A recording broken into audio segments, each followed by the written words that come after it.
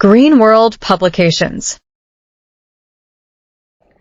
नमस्कार बच्चों, स्वागत है आप सभी का green world publication YouTube channel पर। मैं तस्लीमा मंसूरी। और बच्चों, आप जानते हैं कि हम 2024 का जो सवाल आया हुआ है और ये इंग्लिश लैंग्वेज की क्लास है आपकी। मतलब लैंग्वेज का मतलब है कि इंग्लिश सब्जेक्ट में हम लैंग्वेज एंड लिटरेचर दोनों ही कर रहे हैं, ठीक है। तो उसी सवाल को आगे देखते हुए 2024 में जितने भी आपके प्रश्न पूछे गए हुए हैं उन्हीं सब का एनालिसिस करा जा रहा है। तो इसमें कल की क्लास में हमने क्या देखा था कि किस तरह से आर्टिकल राइटिंग की जाती है, ठीक है। आज उसी चीज को आगे हम देखेंगे कि कौन और ऐसे विभिन्न प्रकार के आपके टॉपिक हैं जिनसे रिलेटेड सवाल पूछा गया है, ठीक है बच्चों। तो एक आपसे रिक्वेस्ट है कि अगर आपको वीडियो अच्छी लगे और मेरा प्रयास अच्छा लगे तो वीडियो को लाइक ज़रूर कीजिए, अपने दोस्तों के भी साथ शेयर करिए और प्लीज़ थोड़ा सा फीडबैक, अगर आपको जो भी समझ में आए आप फीडबैक दिया करिए ताकि मैं और इम्प्रूव कर सकूं। तो चलिए शुरू करते हैं। आज का देखते हैं कि कौन से ऐसे टॉपिक पर पूछा गया था 2024 में आर्टिकल राइटिंग को लेकर के। आर्टिकल राइटिंग क्या है ये मैं आपको समझा चुकी हूँ लास्ट क्लास, आप उसको भी देखिए और हर एक क्लास देखिए। कमेंट बॉक्स में किसी बच्चे ने पूछा हुआ है कि क्लास 10th का भी इंग्लिश का PYQ करा दीजिए। तो मैं बताना चाहती हूँ कि ऑलरेडी क्लास 10th का PYQ इंग्लिश का, केमिस्ट्री का, फिजिक्स का हुआ है और क्लास 12th का बायो भी PYQ हो चुका है। आप चैनल पर जाइए, प्लेलिस्ट चेक करिए, सारे के सारे सब्जेक्ट्स ऑलमोस्ट हो चुके हैं। आपका लगभग हार्डली 5 डेज में, 5 to 6 डेज में ये भी कंप्लीट हो जाएगा, ठीक है। तो अब ज़्यादा बात ना करते हुए हम शुरू करते हैं अपना जो टॉपिक है हमारा। 2024 में पोल्यूशन से रिलेटेड एक आर्टिकल लिखने को आया था और ये मेन टॉपिक क्या था बच्चों कि इसमें पूछा था कि व्हीकल्स से होने वाले जो पोल्यूशन होते हैं उसका मानव जीवन पर क्या असर होता है, ठीक है। तो क्या था बच्चों कि पोल्यूशन, पहली बात तो आप समझ लीजिए कि विषय क्या था। पोल्यूशन कॉज्ड बाय वेहिक्यूलर ट्रैफिक, ठीक है। वाहन, जो सड़कों पर वाहन दौड़ता है उनकी वजह से होने वाला जो प्रदूषण है उससे किस प्रकार का प्रदूषण होता है और इसका नुकसान क्या है। प्रदूषण नुकसान ही उत्पन्न करता है, इसके कारण सिर्फ और सिर्फ नुकसान होता है, फायदा किसी प्रकार का नहीं होता है। तो आज हम क्या देखेंगे बच्चों कि जो आपके ट्रैफिक से रिलेटेड जो प्रॉब्लम्स आ रही हैं, स्पेशली प्रदूषण आ रही हैं, वो क्या है। चलिए शुरू करते हैं। देखो, vehicular traffic has become an integral part of modern life. Obviously आज के टाइम पे आप देखेंगे सड़कों पर हजारों गाड़ियां दौड़ती रहती हैं। पर्सनल गाड़ी हो गई, सवारी वाला हो गया, हर कोई तो पर्सनल गाड़ियां लेकर के दौड़ रहा है। Facilitating transportation and economic activities world wide, ठीक है। However, rapid increase in the number of vehicles has brought with it a significant environmental challenge. Pollution है ना, आप यहाँ पे चलो ठीक है। The emissions from vehicles contribute to air, noise and water pollution affecting human health and the environment. अब ऐसा क्यों हो रहा है, देखो गाड़ियां दौड़ती हैं तो पेट्रोल, डीजल, मोस्टली आज के टाइम पे जो हमारे वाहन यूज हम जो करते हैं उसमें अभी भी फॉसिल फ्यूल का ही इस्तेमाल कर रहे हैं। फॉसिल फ्यूल क्या होते हैं, आपके जीवाश्म ईंधन होते हैं। तो डीजल, पेट्रोल से चलने वाली जो गाड़ियां हैं ज्यादातर CNG भी इस्तेमाल किया जाता है बट बहुत कम लेवल पे इस्तेमाल किया जाता है। तो जब ये डीजल या पेट्रोल जब ये जलते हैं बच्चों तो ये विभिन्न प्रकार के गैस रिलीज करते हैं। सल्फर डाइऑक्साइड हो गया, कार्बन मोनोऑक्साइड हो गया, कार्बन डाइऑक्साइड हो गया, नाइट्रस ऑक्साइड्स हो गया। ये गैसेस जब रिलीज होती हैं तो ये गैसेस एनवायरमेंट में चली जाती हैं, तो क्या हो गया, एयर पोल्यूशन हो गया। साथ ही साथ अब ये जब एटमॉस्फेयर में चली गई तो फिर क्या होता है, क्लाउड जो है आपका बरसात होने के लिए, ठीक है ना। तो क्लाउड जो वाटर वेपर जो रहता है तो ये गैसेस वाटर वेपर के साथ में मिक्सअप हो जाती हैं एंड रिएक्ट करती हैं। ये क्या बनाती हैं, एसिड्स बनाती हैं। तो वही एसिड क्या होता है, रेन के साथ में वापस जमीन पर आता है, एसिडिक रेन का फॉर्म ले लेता है। अब ये जो एसिडिक रेन है आपके वाटर को क्या कर रहा है, पोल्यूट कर रहा है, वाटर पोल्यूशन हो रहा है। साथ ही साथ क्या हो रहा है, ये क्या कर रहा है, बिल्डिंग्स वगैरह को, एनिमल्स वगैरह को, प्लांट्स वगैरह को, सबको अफेक्ट कर रहा है, ठीक है बच्चों। तो इस तरह से अब एक और चीज कि व्हीकल्स जो दौड़ रहे हैं, हम क्या देखते हैं ना कि जानबूझ करके बहुत ज्यादा हम इतना ज्यादा पढ़े लिखे इलिटरेट मैं कहूँगी हो चुके हैं, या फिर हम हमेशा से रहे हैं, हम इतने कॉन्शियस नहीं होते हैं कि हम एग्जैक्टली कितना नुकसान पहुंचा रहे हैं अपने सराउंडिंग को। मैं देखती हूँ कि गाड़ियां लेकर के दौड़ते हैं एंड हॉर्न इतना तेजी से बजाते हैं कि इंसान के कान फट जाएंगे, राइट। लेकिन क्या है, इतना ज़्यादा अनकॉन्शियसनेस है, बिल्कुल खबर नहीं है कि हाँ इस नॉइज़ की वजह से, इस शोर की वजह से लोगों को प्रॉब्लम होती होगी। ठीक है, तो आप सब लोग समझदार बच्चे हैं, पढ़ने वाले बच्चे हैं, और आगे आप यूथनेस को अटेन करेंगे। तो ये थोड़ा सा कहने का मतलब है कि बी केयरफुल, थोड़ा सा आप कॉन्शियस रहिए अपने सराउंडिंग को लेकर के, अपने एनवायरनमेंट को लेकर के। इसलिए ये टॉपिक्स पूछे जाते हैं ताकि आप जब इन चीज़ों को पढ़ेंगे कहीं ना कहीं आप अपने माइंड में इन चीज़ों को रखो। जब माइंड में रखोगे तो थोड़ा सा आने वाला आप ही फ्यूचर हो, और आप ही क्या करोगे, इस अर्थ को सर्वाइव कराओगे आगे। ठीक है, so this article explores the various ways in which vehicular traffic spreads pollution and the potential to mitigate, यहाँ पे पता नहीं क्या है, potential to mitigate its impact. ठीक है, तो इस आर्टिकल में हम क्या डिस्कस करेंगे बच्चों कि किस तरह से वाहनों की वजह से विभिन्न प्रकार के प्रदूषण होते हैं और इनका प्रभाव हमारे जीवन पर कैसा होता है। ठीक है, चलिए आगे देखते हैं कि पहला क्या है कि एयर पोल्यूशन कैसे हो रहा है वाहनों की वजह से। Vehicles are major source of air pollution emitting harmful gases such as carbon dioxide, carbon monoxide, nitrogen oxides and sulfur dioxide, right। ये सभी विभिन्न प्रकार के नुकसान, हार्मफुल, हानिकारक गैसेज हैं। These pollutants contribute to global warming। किसमें ये ज्यादा योगदान दे रहे हैं, वैश्विक तापन में बच्चों। किसमें, वैश्विक तापन में। पृथ्वी गर्म हो रही है, कल भी मैंने बताया था वैश्विक तापन का मतलब क्या होता है, सारी क्लासेस आप देखेंगे तो आपको सब कुछ समझ में आ जाएगा। Excessive carbon dioxide emission trap heat in the atmosphere. Carbon dioxide क्या है, साइंस के बच्चे इसको बहुत अच्छे से जानते होंगे। कार्बन डाइऑक्साइड की ही वजह से बच्चों हमारी पृथ्वी जो है वो मतलब जीवन को सपोर्ट कर पाई है। ऐसा कैसे, सूर्य का जो किरण है, मतलब सूर्य की जो किरणें हैं वो पृथ्वी पर जब आती हैं तो पूरी किरणें क्या होती हैं, वो आपकी रिफ्लेक्ट नहीं हो जाती हैं। ऐसे समझो, थोड़ा सा ज्योग्राफी का पार्ट है बट समझो इसको। जैसे सन रेज आपके क्या हो रही है, वो अर्थ पर आ रही हैं। ठीक है, ये शॉर्ट वेव्स होती हैं जो अर्थ पर आती हैं। ठीक है, तो अर्थ क्या करता है, अर्थ वापस से इसको रिफ्लेक्ट कर देता है। ये इसके कुछ अमाउंट ऑफ जो रेज होती हैं वो रिफ्लेक्ट हो जाती हैं, लॉन्ग वेव्स के फॉर्म में ये रिफ्लेक्ट हो जाती हैं, मतलब परावर्तित हो जाती हैं। ठीक है ना, तो अब क्या होगा, लेकिन यहां पर क्या है, पृथ्वी के थोड़ा सा ऊपर क्या है, वो है आपका वायुमंडल की परत है। अब इस वायुमंडल में विभिन्न प्रकार की गैसें हैं। ठीक है ना, तो इसी में से क्या है, कार्बन डाइऑक्साइड भी है। तो ये कार्बन डाइऑक्साइड की क्षमता होती है कि ये ऊष्मा को अवशोषित कर लेता है। क्या कर लेता है, ऊष्मा को अवशोषित कर लेता है, जिसकी वजह से पृथ्वी का तापमान थोड़ा गर्म रहता है। और पृथ्वी के तापमान थोड़ा सा गर्म रहने की वजह से क्या होता है, जीव जो हैं, हम आप हैं, विभिन्न प्रकार के जंतु, जैव विविधता है, ये सरवाइव कर पा रहा है। तो carbon dioxide also plays an important role to support life. ठीक है, तो इस तरह से। लेकिन अगर कार्बन डाइऑक्साइड गैस की मात्रा ज्यादा होने लगेगी तो क्या होने लगेगा, पृथ्वी हमारी और गर्म होने लगेगी। अगर एक ऑप्टिमम लेवल के बाद में तापमान बढ़ने लगेगा तो क्या हो जाएगा, परेशानी होने लगेगी। जो विभिन्न प्रकार के जीव हैं, हम हैं, आप हैं, सबका अनुकूलन जो अवस्था होती है वो अलग अलग होती है। ठीक है, कुछ ऐसे जीव हैं जो एक्सट्रीम टेम्परेचर में भी सरवाइव कर सकते हैं, लेकिन मैक्सिमम ऐसे जीव हैं जो एक्सट्रीम टेम्परेचर में सरवाइव नहीं कर सकते हैं।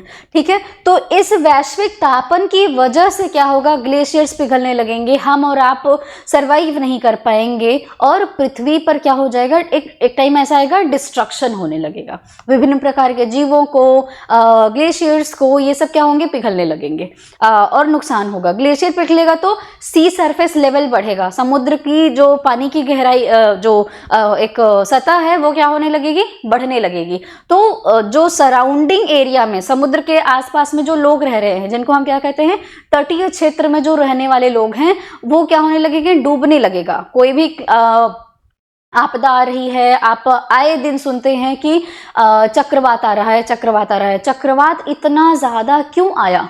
चक्रवात के आने का जो मतलब आप कह लो कि नंबर है बहुत ज्यादा बढ़ गया है। ऐसा नहीं क्या था कि पहले चक्रवात नहीं आता था, आता था, लेकिन अब बहुत ज्यादा हो गया है। ऐसा क्यों हुआ है? प्रदूषण की वजह से बहुत अफेक्ट किया हुआ है।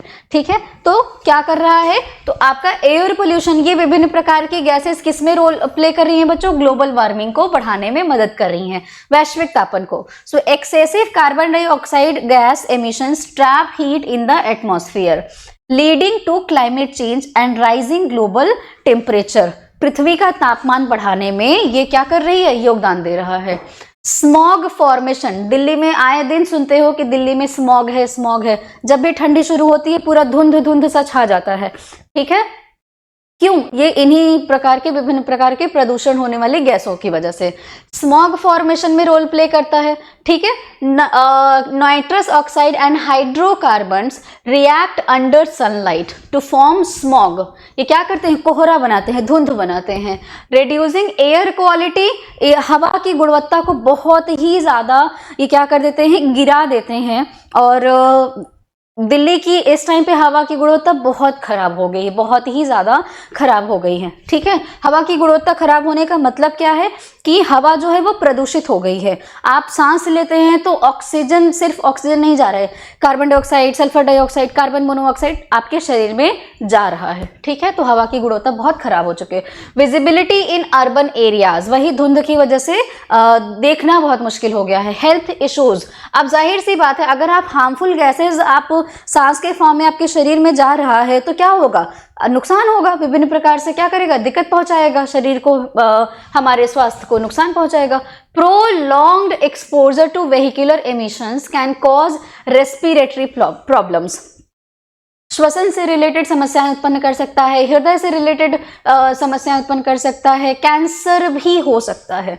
ठीक है, तो जो बच्चे आप सारी चीजें आप अपने फोन में देखते होंगे कि कितना सारा केसेस बढ़ रहा है, right?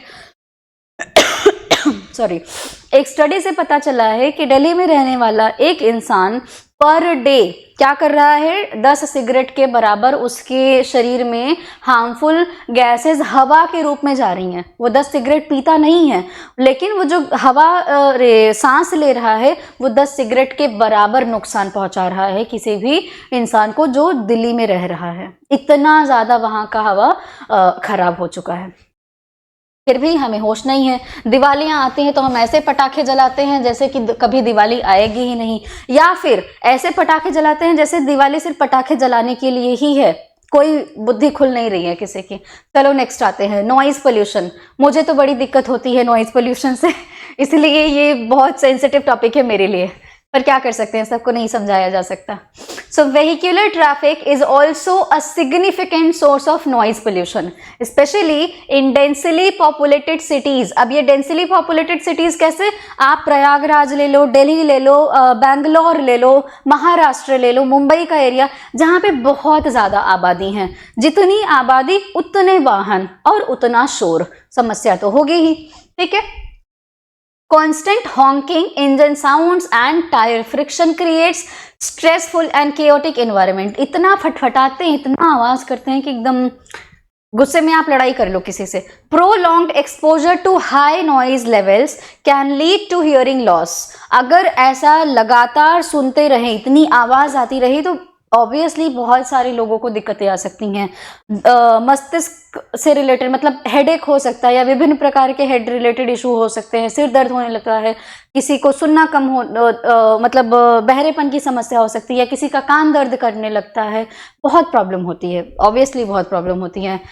Sleep disturbances, increased stress level, तनाव हो सकता है, नींद से समस्या हो सकती है, इस तरह की दिक्कतें आती हैं। पर शादियां होती हैं या कोई त्योहार आता है या दिवाली आती है, कुछ आता है, हम नॉइज पोल्यूशन फैलाने से बाज नहीं आते हैं।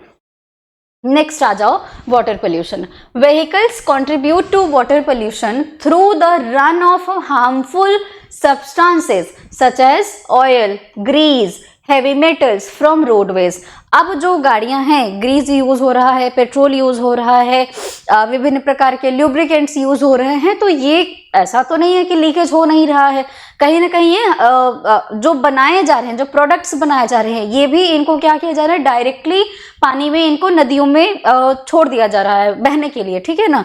और क्या हो रहा है कि अभी मैंने आपको एसिड रेन के भी बारे में बताया, वो भी वाटर पोल्यूशन कर रहा है, ठीक है। तो इस तरह से क्या हो रहा है, पानी को प्रदूषित कर रहा है व्हीकल्स आपके। During rainfall these pollutants are washed into rivers, lakes and groundwater, contaminating drinking water sources and harming aquatic life. Aquatic life क्या है बच्चों, जलीय जीवन, जल में रहने वाले विभिन्न प्रकार के जीवों को नुकसान पहुंचा रहा है। सिर्फ जल में रहने वाले जीवों को नहीं, हमें भी नुकसान पहुंचा रहा है, क्योंकि कोई भी चीज एक ही जगह पे सीमित नहीं रहती है। नदी का पानी आप सिंचाई के लिए इस्तेमाल कर रहे हो, फिर वो फूड में आप इस्तेमाल कर रहे हो, वही खाना आप खा रहे हो, तो वही केमिकल आपके शरीर में जा रहा है और आपको भी नुकसान पहुंचा रहा है, ठीक है। तो ये क्या हो रहा है, नदियों को नुकसान पहुंचा रहा है, झीलों में दिक्कतें मतलब प्रदूषण हो रहा है, भूमिगत जल में भी ये रिस्क करके जो आपके प्रदूषक हैं ये जा रहे हैं, ठीक है। इस तरह से noise pollution, sorry water pollution हो रहा है। अब आ जाओ सॉइल पोल्यूशन के बारे में, मृदा प्रदूषण। ये क्या है आपका, मृदा प्रदूषण है। Leaked fuels, oils and other chemicals from vehicles seep into the soil, affecting its fertility and contaminating crops. So these pollutants can persist for years. ये प्रदूषक, ये जो केमिकल्स हैं, ये सालों तक रह सकते हैं, सालों तक, सैकड़ों सालों तक रह सकते हैं। Making land unit for agriculture and endangering ecosystem. आपके मिट्टी को गंदा कर रहा है, प्रदूषित कर रहा है, और जो हमारा इकोसिस्टम है, जो हमारा पारिस्थितिक तंत्र है, उसको भयानक नुकसान पहुंचा रहा है, ठीक है। चलिए अगला देखते हैं। बहुत अच्छा आर्टिकल लिखा हुआ है, और देखिए ये ना एक्चुअली ये सेव नहीं होगा, तो आप स्क्रीनशॉट ले लिया करिए। काफी अच्छा कंटेंट है, और आपको भी अगर आप ऐसा लिखेंगे तो एग्जामिनर बिल्कुल इम्प्रेस हो जाएगा आपसे, ठीक है।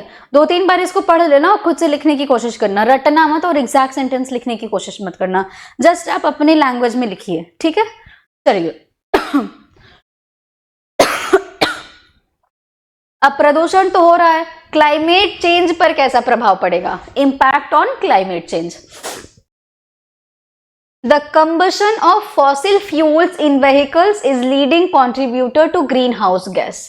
अब जरा बताओ, साइंस के जितने भी स्टूडेंट्स हैं, कौन कौन सी ऐसी गैसेस हैं जिनको आप ग्रीन हाउस गैस कहते हो या हरित गृह गैस कहते हो, ठीक है ना। हरित गृह गैस, ग्रीन हाउस गैस, ठीक है। नाम बताइएगा, कमेंट बॉक्स में नाम जरूर लिखिएगा, ठीक है। ऐसी कौन कौन से गैसेस हैं जिनको ग्रीन हाउस गैस कहा जाता है। अब जरा ग्रीन हाउस गैस का क्या कॉन्सेप्ट है समझ लीजिए, थोड़ा सा 2 मिनट लगेगा। देखिए ग्रीन हाउस क्या होता है, बेसिकली ग्लास का बना हुआ एक होम जैसा होता है। अब ये ऐसा ग्लास होता है जो क्या करता है, सन की एनर्जी को, सन रेज को क्या करता है, अंदर आना अलाउ कर देता है, ठीक है। यहाँ से इस ग्लास से होते हुए सन एनर्जी आती है, और ये इस सराउंडिंग को क्या कर देता है, हीट अप कर देता है, गर्म कर देता है, ठीक है, गर्म कर देता है। लेकिन इस ग्लास से ना जो रेज हैं वो रिफ्लेक्ट नहीं होती है, परावर्तित नहीं हो पाती हैं, ठीक है। तो ये क्या करता है, ये ठंडे प्रदेशों में बेसिकली कृषि करने के लिए ऐसा तंत्र इस्तेमाल किया जाता है। तो इस प्रोसेस को ही हम कहते हैं ग्रीन हाउस कहते हैं, ठीक है ना। अब इसकी वजह से जो प्रभाव उत्पन्न हो रहा है उसी को हम कहते हैं ग्रीन हाउस इफेक्ट। अब जरा एक बात मुझे बताओ, ग्रीन हाउस इफेक्ट क्या है, करना क्या है कि हमको एक ऐसे तंत्र बनाना है जिसमें थोड़ा सा हमको ऊष्मा उत्पन्न कराई जा सके, मतलब गर्म किया जा सके, ताकि एग्रीकल्चर हो सके, ठीक है, खेती की जा सके, ठीक है बच्चों। अब अगर कुछ ऐसी गैसेस हैं जो डायरेक्टली आपके वातावरण में जा रही हैं, वायुमंडल में जा रही हैं, एग्जाम्पल के रूप में ले लो, क्लोरोफ्लोरोकार्बन्स हो गए, आपके हैलोजेंस हो गए, क्लोरीन ऑक्साइड हो गया, ये सब हो गए, नाइट्रस ऑक्साइड हो गया आपका, सल्फर डाइऑक्साइड हो गया आपका, कार्बन डाइऑक्साइड हो गया। ये सब जो गैसेस हैं, नाम तो मैंने खुद ही बता दिया है, ये सब जो गैसेस हैं ये जाते हैं, ये क्या करते हैं, ये आपके वायुमंडल को और गर्म करते हैं, साथ ही साथ आपके पृथ्वी को और ज्यादा क्या करेंगे, गर्म करेंगे। ये सब क्या करते हैं, ये सब ट्रैप कर देते हैं हीट को और परावर्तित होने से रोकते हैं। ठीक है, तो हो क्या रहा है इसकी वजह से क्या हो रहा है, वैश्विक तापन हो रहा है, ग्लोबल वार्मिंग हो रही है। क्या हो रहा है, ग्लोबल वार्मिंग हो रही है। तो ग्रीन हाउस इफेक्ट की वजह से क्या हो रहा है, वैश्विक तापन हो रहा है। ठीक है बच्चों, तो ये हो गया आपके ग्रीन हाउस के बारे में कि ग्रीन हाउस गैसेस क्या होती हैं, ग्रीन हाउस इफेक्ट क्या होता है। चलो तो ये गैसेस क्या कर रही हैं, ग्रीन हाउस इफेक्ट को और बढ़ा रही हैं।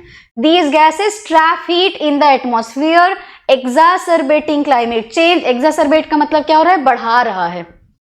क्या कर रहा है, बढ़ा रहा है। ठीक है, इंक्रीज लिख सकते हो, इतना डिफिकल्ट वर्ड नहीं याद हो रहा है, मत परेशान हो, इंक्रीज लिख दो इसके आगे। ठीक है ना, atmosphere increasing climate change and causing extreme weather events, rising sea levels and habitat loss. देखिए इतना सब कुछ हमको लिखने की जरूरत नहीं है, आप एक्सपीरियंस कर रहे हैं ये चीजें। ठीक है, देखिए अभी जो 2024 एंड 25 के टाइम का विंटर सीजन है, जस्ट 15 दिन के लिए, जनवरी में 15 दिन के लिए एक्सट्रीम कोल्ड जैसा सीजन आया, ऐसा लगा कि बहुत ज़्यादा ठंड है, राइट। और वो भी कोल्ड वेव चल रहा था, बहुत ज़्यादा शीतलहरी चल रही थी जिसकी वजह से ठंडा लग रहा था। 15 दिन बाद आज क्या हो रहा है, लगभग एक हफ्ते से मौसम बिल्कुल साफ है, ऐसा लग रहा है कि गर्मी आ चुकी है। ठंडी का ड्यूरेशन 4 मंथ्स का होता है, लेकिन अभी ठंडी का ड्यूरेशन जस्ट 1.5 महीने में सीमित रह गया। नवंबर में कोई ठंडी नहीं, दिसंबर 15 के आसपास में थोड़ी सी ठंडी शुरू हुई और 15 तारीख तक आपका हार्डली 1 महीने की ठंडी रह गई। तो ऐसा क्यों हो रहा है, it is just because of climate change. ठीक है, गर्मी का टाइम पीरियड बढ़ गया, ठंडी का टाइम पीरियड बिल्कुल क्या हो गया है, शॉर्ट हो गया है। और ये आप हर ज्योग्राफी का अपना अपना क्लाइमेट होता है। हम इंडिया में रह रहे हैं, हम इंडिया का कंडीशन बता रहे हैं। ठीक है, तो इंडिया में हमारे यहाँ हम क्या कैसा एक्सपीरियंस कर रहे हैं कि टेम्परेचर और राइज हो रहा है, हीट और बढ़ रहा है, गर्मी और बढ़ रही है एंड ठंडी क्या हो रही है, कम होती चली जा रही है। अब इसके इम्पैक्ट्स देखने को मिलेंगे, एग्रीकल्चर पे देखने को मिलेगा, रेनफॉल पे देखने को मिलेगा, आपके क्रॉप पैटर्न पे देखने को मिलेगा, रहन सहन पे देखने को मिलेगा, हर चीज। और एक चीज अगर प्रभावित हो रही है तो सब कुछ प्रभावित होता ही होता है। ठीक है, क्योंकि सारी की सारी चीजें क्या हैं, एक दूसरे से इंटरलिंक्ड हैं। ठीक है, तो चलिए अब हमने देख लिया कि भाई नुकसान तो बहुत सारे हैं, तो अब हमें क्या करना है कुछ ना कुछ तो सोल्यूशन ढूंढना पड़ेगा ना कोई तो समाधान निकालना पड़ेगा, वरना ऐसे ही रह जाएंगे और एक टाइम आएगा कि वापस से डार्विन वाला कॉन्सेप्ट लग जाएगा और क्या होगा, एवोल्यूशन होगा। एवोल्यूशन होने से पहले क्या होता है, डिस्ट्रक्शन होता है। ठीक है, तो उस डिस्ट्रक्शन को थोड़ा सा अगर आप बचाना चाहते हैं तो भाई कम कीजिए इन सब चीजों को। तो what are the solutions to reduce pollution from vehicular activity और वेहिकुलर ट्रैफिक। तो चलो कुछ कुछ समाधान देख लेते हैं क्या होता है। ठीक है, reducing pollution caused by vehicular traffic requires a multifaceted approach। आपको सिर्फ एक डायरेक्शन में नहीं सोचना है, विभिन्न प्रकार के डायरेक्शनों में सोचते हुए आपको क्या करना है, समाधान ढूंढना है। सरकार की भी भागीदारी होगी, औद्योगिक क्षेत्रों की भी भागीदारी होगी, जो जनता है उनकी भी भागीदारी होगी। इस तरह से सब लोग साथ मिलकर के काम करेंगे, तब आपके पारितंत्र को बचाया जा सकता है। Promoting public transportation, instead of using personal vehicle try using public transportation. कहने का मतलब क्या है कि हर किसी के पास में ना पर्सनल गाड़ियां हैं, हमको कहीं जाना है हम पर्सनल गाड़ी से जाते हैं। एक तो वैसा हो गया है कि हमको दिखाना भी है कि हम कितने अमीर हैं, मेरी कार है, मेरा थार है, ये है, वो है, मैंने ये कर लिया, वो कर लिया, दिखाना भी होता है। ठीक है, तो और थोड़ा सा कंफर्टेबल भी होता है, ऐसा नहीं है कि नुकसान ही नुकसान है। पर्सनल गाड़ी थोड़ा सा कंफर्टेबल रहती है, आप इजीली पहुंच सकते हो, वेट नहीं करना पड़ता है, बहुत सारी चीज़ों में हेल्प करता है बेसिकली। बट प्रॉब्लम ये हो गया है कि आजकल पर्सनल गाड़ियां बहुत ज़्यादा हैं एंड पब्लिक ट्रांसपोर्टेशन थोड़े से कम है। और दूसरा इसका नुकसान क्या है कि बेटा क्या होता है कि प्रदूषण तो उतने ही लेवल का हो रहा है। मैं अकेली गाड़ी चला रही हूँ, कोई और अकेला गाड़ी चला रहा है, अकेले लोग क्या कर रहे हैं कि अपनी अपनी गाड़ियां लेकर के निकल गए। अब हर किसी के व्हीकल से एमिशन हो रहा है, ठीक है, तो वो क्या करेगा, एटमॉस्फेयर में हार्मफुल गैसेस को इंक्रीज कर रहा है। तो क्या किया जा सकता है, इसको कम करने के लिए क्या किया जा सकता है, ज्यादातर पब्लिक ट्रांसपोर्टेशन को बढ़ाया जा सकता है, ताकि वही नुकसान तो होगा, मतलब एमिशंस तो होंगे लेकिन थोड़ा सा कम लेवल पर होगा, ठीक है। Encouraging the use of buses, trains and क्या लिखा हुआ है यहाँ पे, carpooling can reduce the number of vehicles on the road. जितने कम व्हीकल्स होंगे उतना कम एमिशन होगा। अब ये हेडिंग है आपका, अडॉप्टिंग इलेक्ट्रिक व्हीकल्स, ईवीज बढ़ा हुआ है, लोग यूज कर रहे हैं इलेक्ट्रॉनिक व्हीकल्स, और बहुत अच्छी बात है।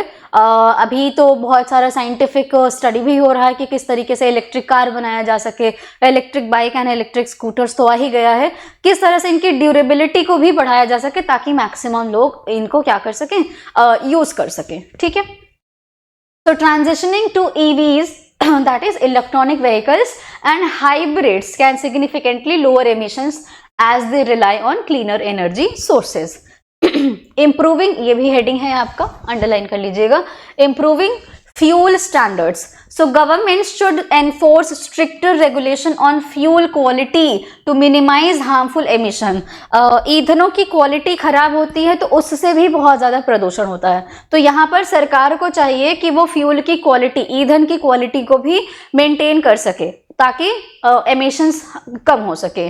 Urban planning, creating pedestrian friendly zones, cycling paths and better public transport infrastructure can reduce the dependency on private vehicles. Regular vehicle maintenance, अच्छा okay, this is next heading.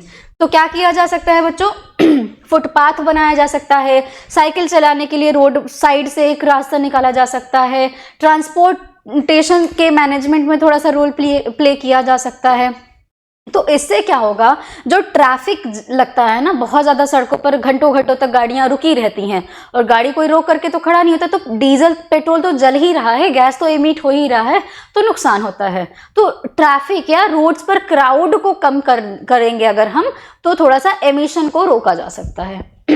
Now regular vehicle maintenance, ये भी बहुत जरूरी है। जो भी गाड़ियां चला रहे हैं वो अपनी गाड़ी को टाइम टू टाइम सर्विसिंग करा लिया करें, अदरवाइज वो ज्यादा तेल खाती है, ज्यादा फ्यूल यूज करती है, ज्यादा एमिशन होगा, आपका पैसा भी जाएगा, आपका जेब भी खाली होगा, साथ ही साथ प्रदूषण भी होगा। So proper upkeep of vehicles ensures they operate efficiently, reducing emissions. Awareness campaigns भी बहुत जरूरी है। एक तो मैं ही आप लोगों को अवेयर कर रही हूं। Educating the public about environmental impact of vehicular pollution and impacts of because of the pollution, ठीक है ना।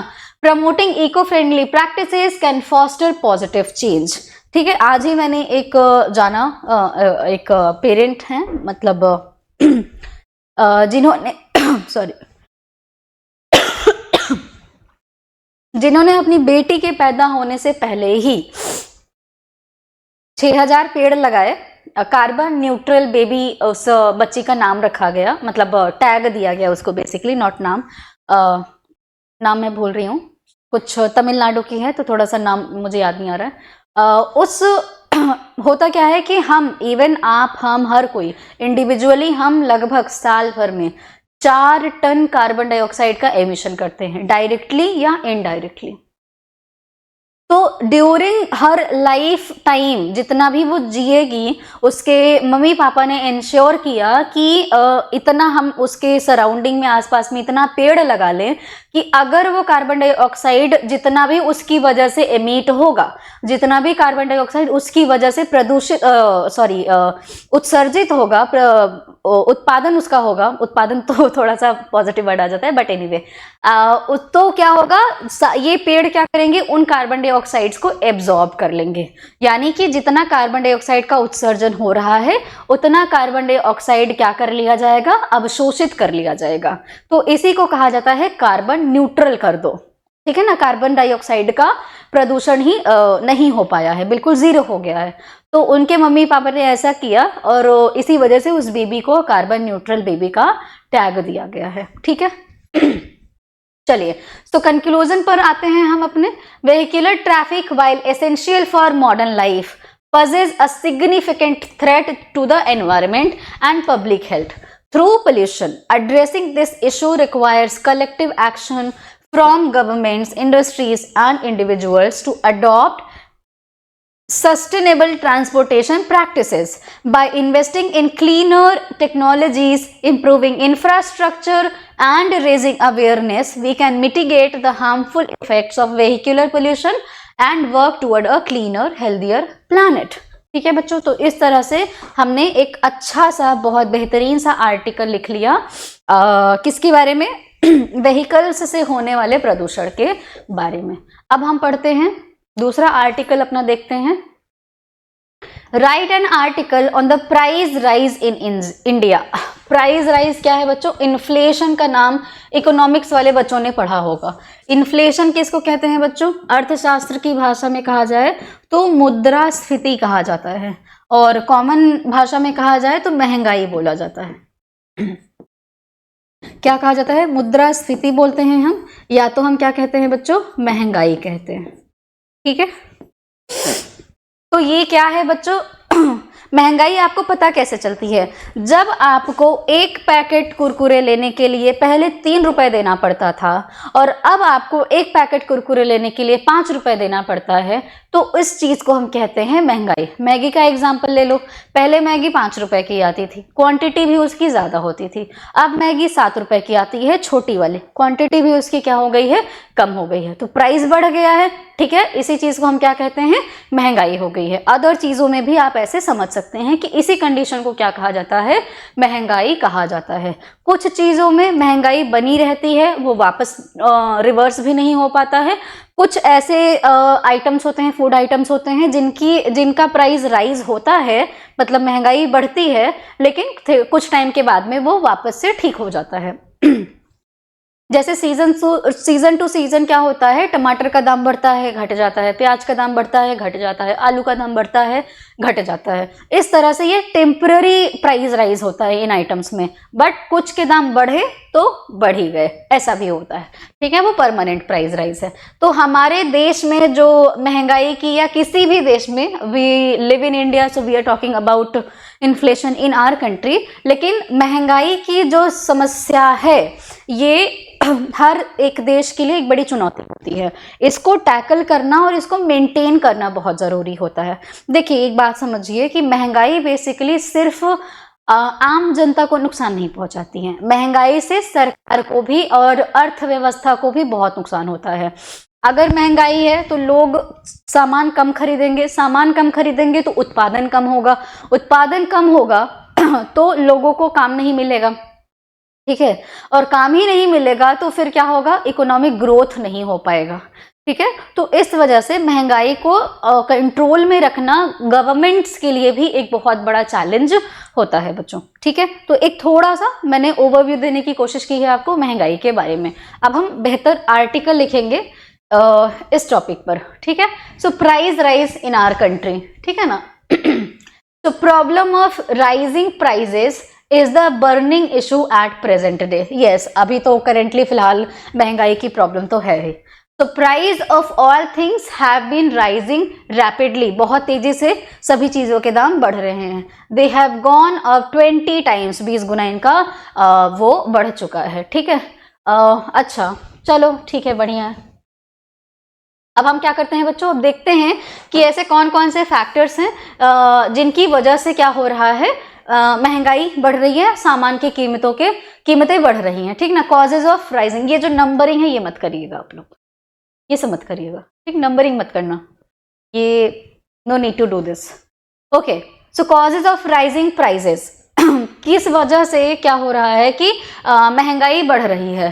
तो लिखा हुआ है कि अ डेवलपिंग कंट्री, एक विकासशील देश में क्या ऐसी बातें होती हैं जिसकी वजह से महंगाई बढ़ रही है? India is a developing country.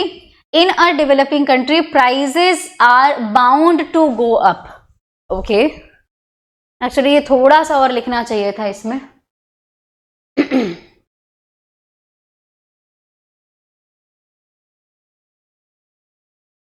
चलो यहाँ पे हम लिख देते हैं, थोड़ा सा एक लाइन और लिख देते हैं।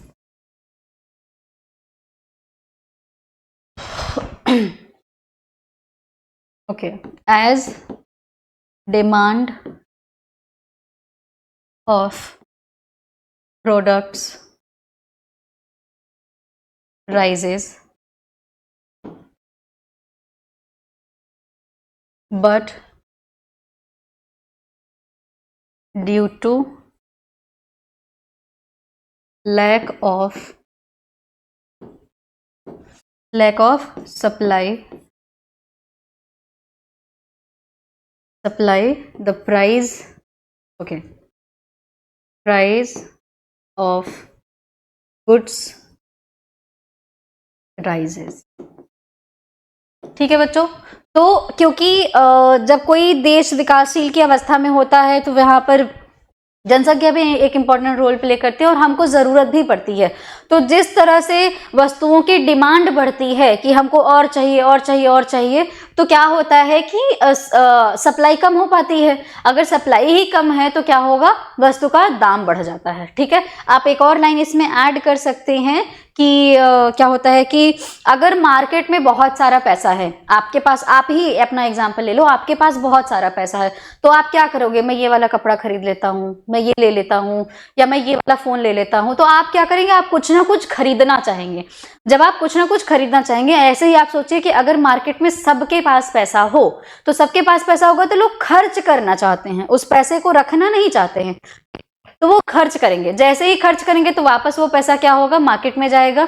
एंड साथ ही साथ आप जब सब लोग खरीदना शुरू करेंगे तो सामान का डिमांड बढ़ जाएगा, डिमांड बढ़ेगा, सप्लाई कम होगा, तो वापस से उस सामान की कीमत क्या हो जाएगी, बढ़ जाएगी। ठीक है, चलो अब आते हैं दूसरा, होर्डिंग टेंडेंसी। ठीक है, there is not any kind of shortage in the country.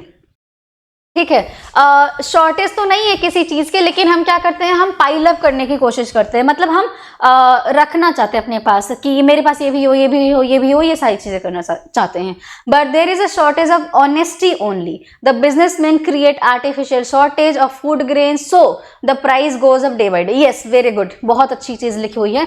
ये ऐसा होता है, होता क्या है ना कि हमारे देश में ना क्या होता है कि खाद्य पदार्थों को लेकर के कोई कमी नहीं है, ना प्याज के सप्लाई की कमी है, ना दाल की सप्लाई की कमी है, ना गेहूं के सप्लाई की कमी है, ना चावल के सप्लाई की कमी है, किसी चीज की कोई कमी नहीं है।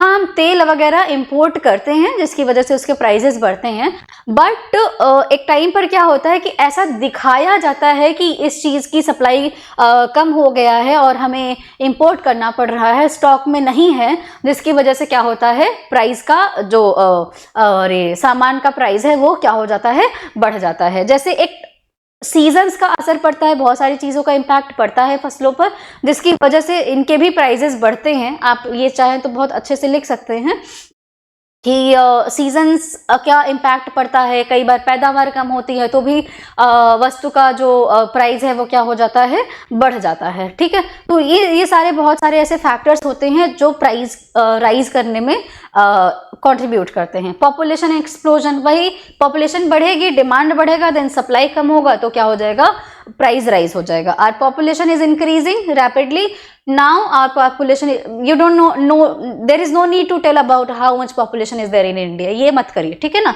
जरूरी नहीं है आप मेंशन करो। खैर, anyway, food grains have no increased in proportion to the increasement of the population and which plays very important role in the price rise. ठीक है, deficit financing, the deficit financing in the plus is also responsible for the soaring prices. deficit financing क्या होता है कि market में पैसा ही नहीं है और पैसे की आपूर्ति हो नहीं पा रही है, जो कि एक इम्पॉर्टेंट रोल प्ले करता है क्या कहते हैं कि महंगाई को बढ़ाने में। ठीक है, चलिए, यूजलेस प्लान्स लग रहा है कोई बहुत गुस्से में है और उसने ये आर्टिकल लिखा हुआ है। खैर, useless plan, much money spent on some plans which do not seem to be useful. Okay, लिख सकते हो। ठीक है, चलिए, increase in the price of raw materials. Producers say that there is a rise in the prices of raw materials, so there is an increasement in the manufacturing cost. Yes, आप लिख सकते हो कि मैन्युफैक्चरिंग कॉस्ट की वजह से क्या हो जाता है, मार्केट प्राइस बढ़ जाता है। ठीक है ना, ठीक, यहाँ पे ऐसे डायरेक्टली आप लिख सकते हो। चलो खैर, defective taxation policy, yes, very important role, very important role. Taxes increase हो रहा है। अब ये जो मैन्युफैक्चरर है, इसने जो सामान बनाया हुआ है, इस पर टैक्स इंपोज कर दिया गया कि तुम पर इतना टैक्स लगेगा। अब अगर ये हाई टैक्स पे करेगा तो मार्केट में इसको ज्यादा पैसा लेना पड़ेगा ना भाई, इसको प्रॉफिट कमाना है, तो बहुत ज्यादा पैसा लेगा। ये बहुत ज्यादा पैसा लेगा तो मान लो कि किसी चीज को इसने 10 रुपए में बनाया, अब इस पर इसको 5 रुपए टैक्स देना पड़ा है, ठीक है। अब इसको कम से कम 5 रुपया कमाना है, तो किसी भी चीज की कीमत ये इंश्योर करेगा कि कम से कम वो उसका प्राइस क्या रखे, 20 रुपए रखे, ताकि इसमें से इसको 5 रुपए का फायदा हो कम से कम। अब आप इमेजिन कर सकते हैं कि प्रॉफिटर जो है, जो बिजनेसमैन है, उसको कितना, not businessman, business woman, okay, business woman also, sorry, खैर। तो मान लो कि उसको 10 रुपए लेना है, तो ये क्या कर देगा, ये प्राइस अपना रख देगा, 25 रुपए रख देगा, और उसका भुगतान कौन करेगा, आप करेंगे। टैक्स भी इस मैन्युफैक्चरर का टैक्स भी कौन देगा, आप दे रहे हैं, हम और आप दे रहे हैं, ठीक है ना। तो इस तरह से क्या होता है, प्राइस सेट किया जाता है और वस्तुओं का दाम क्या हो जाता है, बढ़ जाता है, ठीक है बच्चों। चलो, तो डिफेक्टिव टैक्सेशन पॉलिसी भी बहुत बड़ा रोल प्ले करती है। अगर गवर्नमेंट जो है हाई टैक्स वसूल रही है तो प्राइस का सामान का प्राइस है वो भी बढ़ेगा। इन्वेस्टमेंट्स, मार्केट में बहुत सारा पैसा है तो भी क्या होता है, अल्टीमेटली वो इन्फ्लेशन को बढ़ाती है। Government is making investments in the industries which will show the benefits after a long time. Okay, चलो, no adjustments between demand and supply. Since long time I am talking about demand and supply, तो ये देख लो, for a long time. So there is no proper adjustment between demand and supply. एक line में बस इसको sum up कर दिया गया है। ओके, चलिए, fault with officials. Some government officials are corrupt. They are quite indifferent towards the seriousness of the problem. Okay, okay, चलो, अभी आप ये देख लीजिए। I will try to make another article on this topic only. Right, चलिए, मैं थोड़ा सा कोशिश करूंगी। अब बच्चों, सोल्यूशन क्या हो सकते हैं, what can be the remedy. तो चलो रेमेडी लगाते हैं, है ना।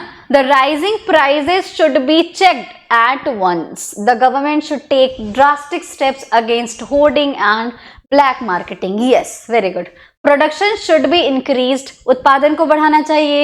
ये जो लोग स्टॉक रखते हैं अपना अपना छुपा छुपा करके, महंगाई आने पर बढ़ेगा, उनको रोकना चाहिए, उनको चेक करना चाहिए। Distribution of national wealth and should be made fair and effective. Yes, राष्ट्र के धन को सही तरीके से सही जगह पे लगाना चाहिए, ठीक है। और the government must take over the trade of important food grains such as wheat, rice and sugars also. इन सब के व्यापार पे ध्यान देना चाहिए थोड़ा सा, लाइक इनका मैनेजमेंट सही से देखना चाहिए। The circulation of black money must be controlled at all cost. Okay, the check on growing population should be brought under control. हाँ, जनसंख्या वृद्धि को भी क्या करना है, रोकना है। पर क्या कर सकते हैं, हमारे पुतिन साहब कह रहे हैं और बच्चे पैदा करो, और बच्चे पैदा करो। जापान में हो रहा है और बच्चे पैदा करो, और बच्चे पैदा करो, ठीक है। अब क्या कर सकते हैं, जनसंख्या तो बढ़ ही रही है। चलो खैर, deficit budget should be discouraged. हाँ, तो सेंस क्या लिखा हुआ है, sense of patriotism must be created by our leaders who should be far above corruption. क्या कर सकते हैं भाई, देशभक्ति की भावना कैसे जगाओगे। चलो, public should cooperate with the government. Yes, जनता को भी सरकार के साथ में कोऑपरेशन तो करना ही पड़ेगा। Our slogan must be down with prices. ठीक है, हमारा नारा क्या होना चाहिए, महंगाई कम करो। अच्छा, चलो ठीक है। नाउ कंक्लूजन पर आते हैं। हो गया हंसी मजाक में आर्टिकल पढ़ लिया हमने। If these suggested steps are taken, the price will surely go down. ठीक है, देखो प्राइस को हमें नीचे नहीं ले जाना है। आप ये बात समझिए कि we do not want to lower the prices of goods और services। ठीक है, हमें क्या करना होता है, एक लेवल तक इन्फ्लेशन अच्छा होता है बच्चों, आपकी इकोनॉमी के लिए एक लेवल तक महंगाई थोड़ी अच्छी होती है। मैं मानती हूँ आम जनता के लिए परेशानी होती है। मान लो कि कोई चीज 5 रुपए की मिल रही, अगर वो 7 रुपए की मिलने लगे तो कोई दिक्कत नहीं है उसमें। ठीक है। लेकिन अगर वही चीज जो 5 रुपए की मिल रही है, अगर वही 5 रुपए और बढ़ जाओ 10 रुपए का मिल लगे, तब समस्या उत्पन्न होती है, समस्या तब आती है, ठीक है ना। तो एक सर्टेन लेवल तक महंगाई ठीक होता है, कोई दिक्कत नहीं उसमें, लेकिन अगर ये बहुत ज्यादा महंगा हो जाएगा तब समस्या आएगी, ठीक है। तो ये हो गया आर्टिकल आपका प्राइस राइज से रिलेटेड। मैं थोड़ा सा कुछ मुझे लगा कि आप इसको और बेहतर लिख सकते हैं, तो मैं कोशिश करूंगी नेक्स्ट लेक्चर में इसको एक रिकैप कराने की मैं कोशिश करूंगी। ओके ओके बच्चों, तो नेक्स्ट आर्टिकल है हमारा डाउरी सिस्टम पर। Yes, dowry system is a social evil. है तो सही। तो डीमेरिट्स ऑफ डाउरी सिस्टम एक हेडिंग दिया गया था 2024 के पेपर में बच्चों, और पूछा क्या है आपसे कि क्या कह रहा है कि write an article on this topic. देखो लिखा क्या है, dowry system is a major problem of our society, we should try to prevent it. मुझे लगता है इस प्रिवेंट की जगह पे इराडिकेट लिखना चाहिए था एग्जामिनर को, बिल्कुल जड़ से खत्म कर दो, ठीक है ना। अब आप इस पर क्या सोचते हैं, आपके क्या विचार हैं, या आपको ये कैसा लग रहा है, right an article on this topic, ठीक है बच्चों। तो डीमेरिट्स ऑफ डाउरी सिस्टम, इस हेडिंग को बना करके हम क्या करेंगे, दहेज प्रथा पर एक आर्टिकल लिखने की कोशिश करेंगे, ठीक है। तो आप जानते हैं दहेज प्रथा क्या है। अब मैं इन जनरल बात नहीं करूंगी, इन जनरल होना भी नहीं चाहिए। जैसे भारत में ही क्या होता है बच्चों, जब आप थोड़ा सा चीजें जानने लगेंगे, when you will study about Indian society, तब आप देखेंगे कि कहीं पर लड़के वालों को दहेज देना पड़ता है, कहीं पर लड़की वालों को दहेज देना पड़ता है, ठीक है। अब दहेज नाम क्यों रखा गया इसका, होता क्या है कि उपहार और दहेज में फर्क होता है। अगर कोई चीज देना कंपल्जन बन जाता है कि नहीं ये तो आपको देना ही देना है, सोसाइटल नॉर्म्स हैं, सामाजिक परंपरा है, रीति है, रिवाज है, तो वो मुश्किल हो जाता है फैमिली के लिए फुलफिल करना, ठीक है। जैसे कि हमारे यहाँ पे क्या होता है ना, मोस्टली क्या हो रहा है आप जानते ही होंगे कि बहुत ज़्यादा रुपए, बहुत ज़्यादा सामान, बहुत ज़्यादा डिमांड्स की जाती हैं, एंड नॉट ओनली डिमांड्स, इस दहेज के चक्कर में क्या किया जाता है, सिंस एंशिएंट टाइम्स, बहुत टाइम से ये चीज़ें चली आ रही हैं, और लगभग काफ़ी सारा टाइम हो गया है, आपने सुना होगा कि दहेज के चक्कर में इस लड़की को मार दिया गया, जला दिया गया, ये कर दिया गया, वो कर दिया गया, बहुत उत्पीड़न होता है, ठीक है। तो दहेज के चक्कर में, लालच के चक्कर में ना फीमेल के साथ में बहुत ज़्यादा वायलेंस होता है, अत्याचार भी होता है, ठीक है। अब थोड़ा सा मैं एक और चीज़ यहाँ पे मेंशन करना चाहूँगी, मे बी बहुत सारे बच्चे लिखें कि आजकल तो मैम ऐसा हो रहा है, तो यस, कई बार ऐसा न्यूज़ सुनने को मिल रहा है, and women are also becoming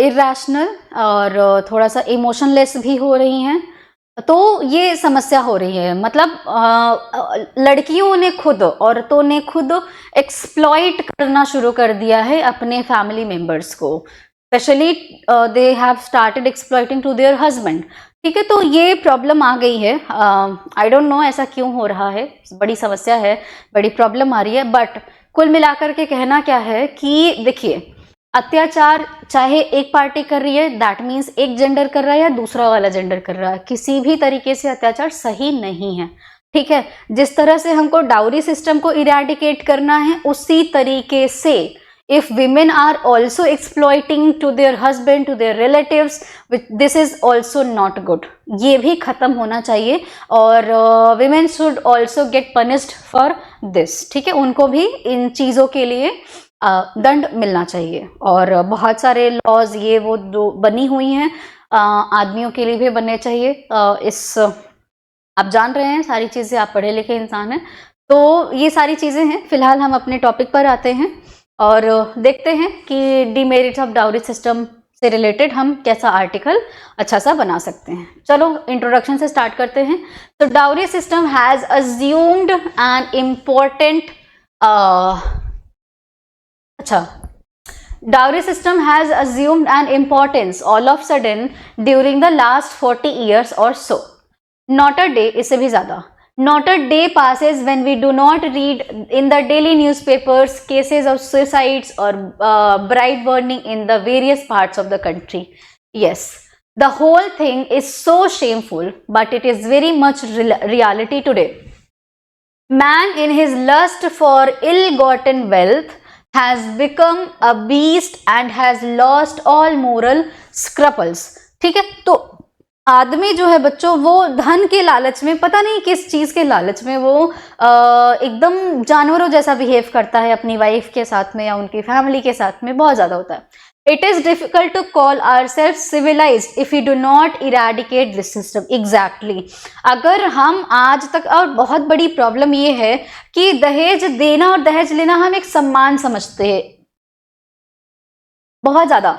मतलब एकदम ऐसा लगता है कि नहीं, उसने नहीं दिया तो अरे उसने तो दहेज ही नहीं दिया, उसके पास कुछ होगा ही नहीं, देगा कैसे.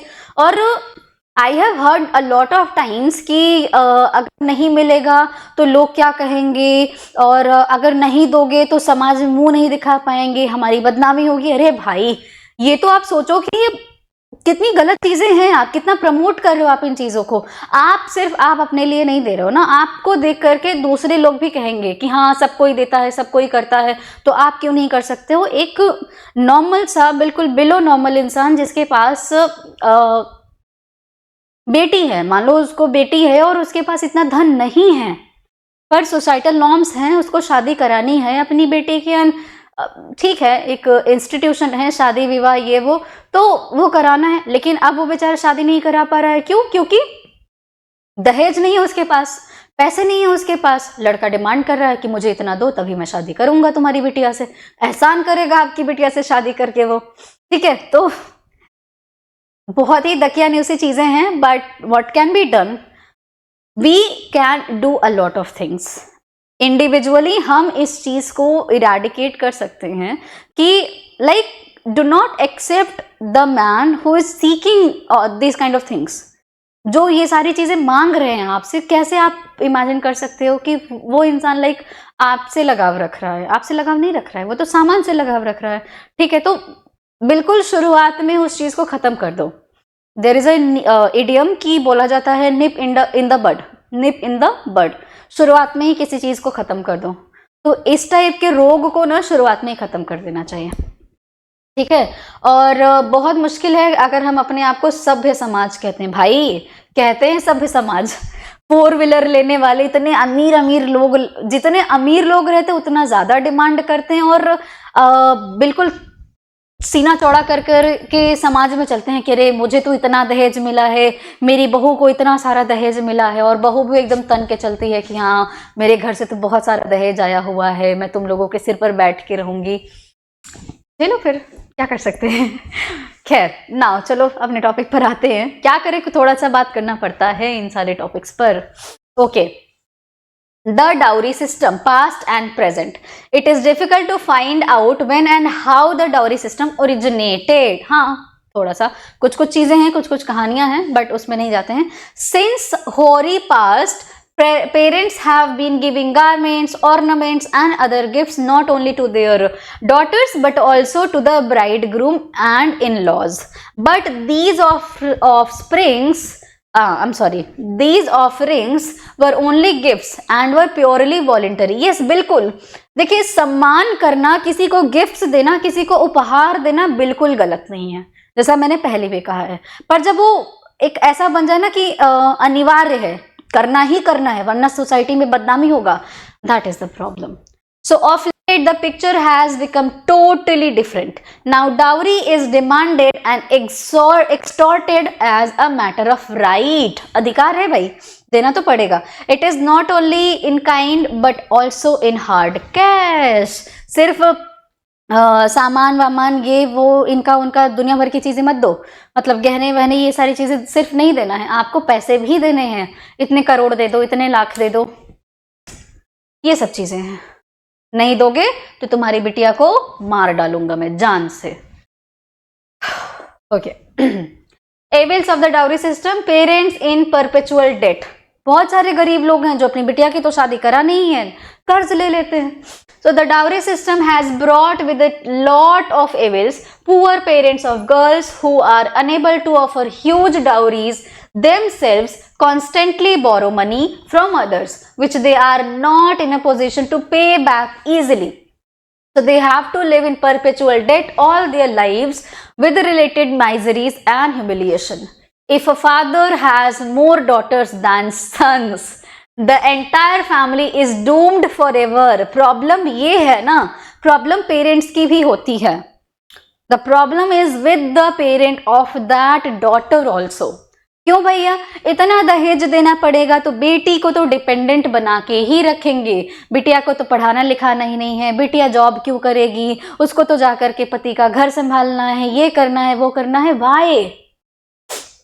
पढ़ा लिखा दो, आपको भी कमा के खिलाए, अपने आप भी इंडिपेंडेंट रहे, 2 रुपए के लिए किसी पर डिपेंडेंट ना रहे, और जहां जाए उन लोगों के साथ भी ये रहे कि हाँ ठीक है, हस्बैंड एंड वाइफ दोनों इंडिपेंडेंट है, दोनों कमाएंगे, दोनों एक साथ घर चलाएंगे, सारी चीजें स्मूथ रहेंगी.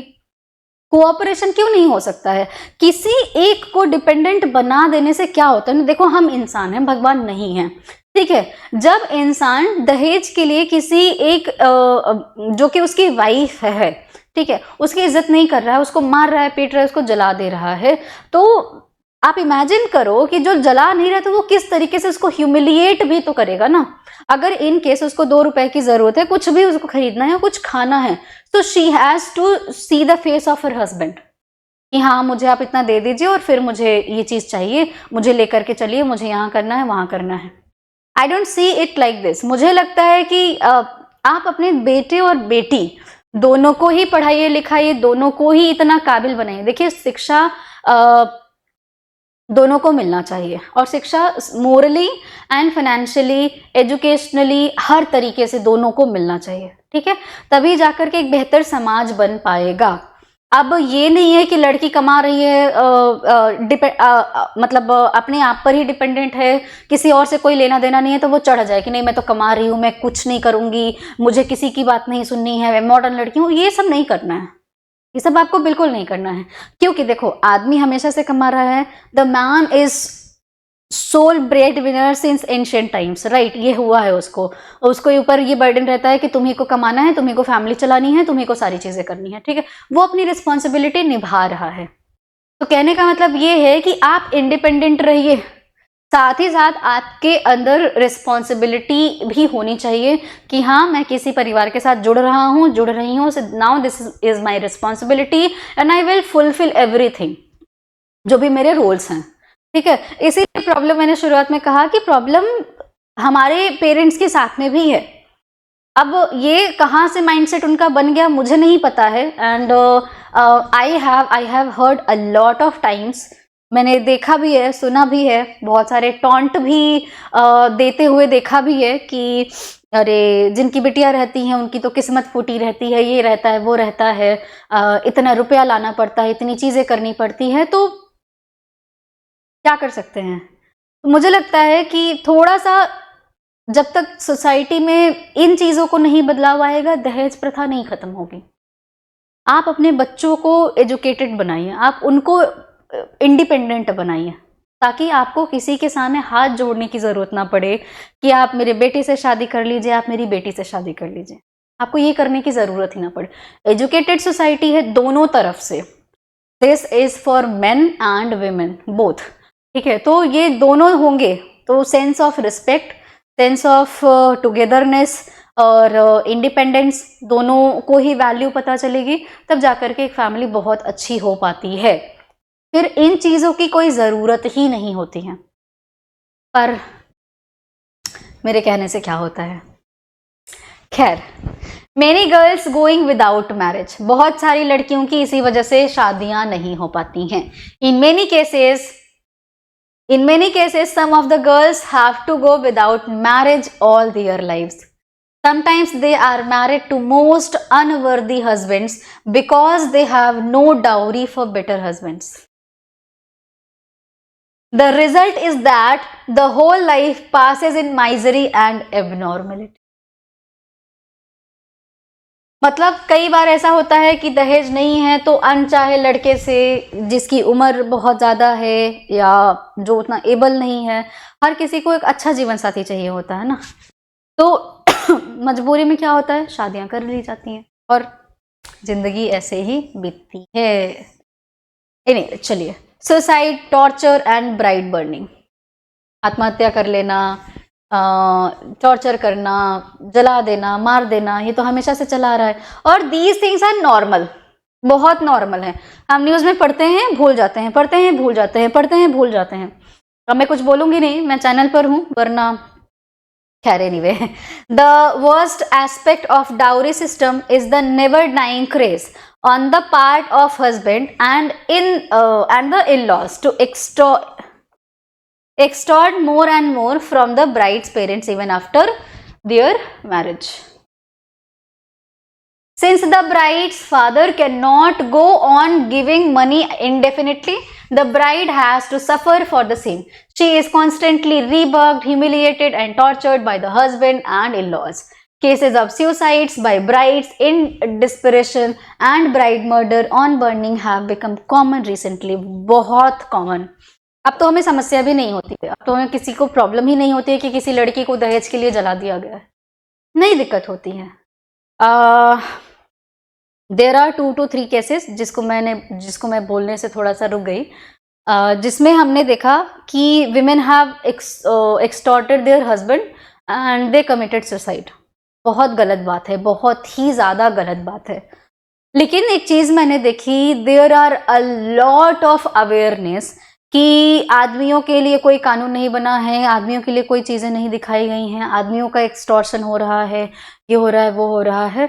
तो इतनी आवाज़ जो है मैं अभी तक उठाई गई हैं औरतों के लिए, इतना कंसर्न रेज करते हुए मैंने किसी को नहीं देखा। थोड़ा सा बायस तो है हमारी सोसाइटी, पर ठीक है, ऐसा ही है। सोल्यूशन, अब क्या सोल्यूशन हो सकता है? Legal and social. The dowry menace should be solve quickly. Legal and social, कानून भी बना हुआ है भाई, समाज में कुछ लोग अवेयर भी हैं, लेकिन इसी समाज ने आज तक डाउरी सिस्टम को जिंदा रखा हुआ है। No doubt the government have enacted stringent anti-dowry laws, but they are not being implemented in right earnest. Actually misuse भी होता है, बहुत सारी लड़कियां इन सब चीज़ों का मिसयूज भी करती हैं।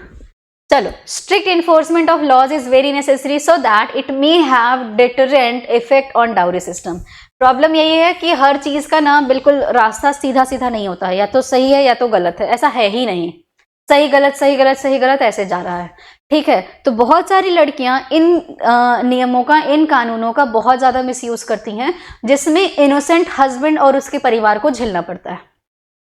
पर उसी चक्कर में हम क्या करते हैं, हम जनरलाइज कर देते हैं, और जो एक्चुअल में पीड़ित है, जो एक्चुअल में जिसके साथ अट्रॉसिटीज हुई हैं, उनको इंसाफ नहीं मिल पाता है, ये समस्या आ जाती है।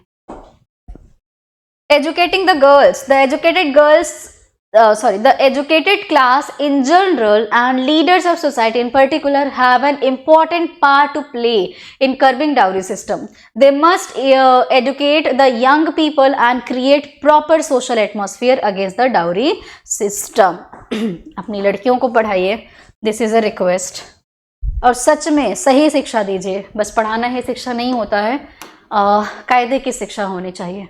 इकोनॉमिक इंडिपेंडेंस, या आप कह सकते लो कि financial independence. It is the duty of the parents to educate their daughters liberally so that they become economically self dependent, ठीक है ना, वेरी वेरी इंपॉर्टेंट। जिसके हाथ में पैसा वही मालिक, दोनों के हाथ में पैसा, दोनों मालिक, कोई समस्या नहीं, सीधी सी बात। आप कंक्लूजन पर आ जाते हैं। The dowry system is a Slur on humanity, it is a blot on the fair name of. तो क्या लिखा है बच्चों? The dowry system in a Slur on humanity, it's a blot on the fair name of the society. Every effort must be made by all concerned to eradicate the evil as early as possible। तो ये रही class बच्चों, और आज का article हमने देखा dowry system पर, और पोल्यूशन से रिलेटेड, और आपका प्राइस राइज से रिलेटेड था। अभी आई थिंक 2-4 आर्टिकल्स और बचे हुए हैं, हम सारे आर्टिकल्स देखेंगे जितने भी 2024 में पूछे गए हैं, ठीक है। तब तक अपना ख्याल रखिए, और वीडियो को लाइक कर दीजिए प्लीज़, चैनल को सब्सक्राइब कर लीजिए, और अपने दोस्तों के भी साथ ज़रूर से ज़रूर शेयर करिए। धन्यवाद आप सभी का, अपना ख्याल रखिए।